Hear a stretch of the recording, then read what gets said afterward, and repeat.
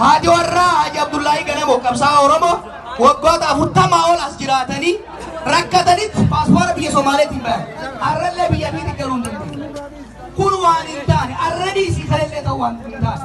Kanaafuu haala adeemsaatiin embasiin kunis konsulaatiin jirus waliin akka inni hojjetan deeggarsa barbaachisaa ni goona, barii bal'aa ni goona, yeroo gabaabatti illee ni fura bajeetiin hojjeta. Sanko Bamit, biiti keessa jirtan tunii fi biiti teenya hariiroo yeroo dheeraan akkamti. Hariiroo diinagdee yeroo dheeraan akkamti.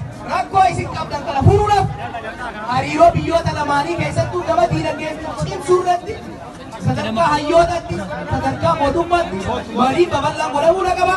Kanarratti dirqama mataa kiyyaa fudhadhee hojii barbaachisaa ni hojjedha. Isin irraanfadhu waggaa afur rakkachaa na gargaaraa na bira dhaabattan isin irraanfadhu isin irraanfadhu. Hanga lubbuun jirutti hanga jirutti rakkoo teessaniif rakkoo lammiitii hunda furuudhaaf beekumsaan qabu, humnaan qabu, hundaan isin biraan jiraadha. Rabbi nu haa gargaaru, isinii jaaladha. Amma gara biyyaa deemuu qaba. Nagaan naa jiraadha, isinii jaaladha.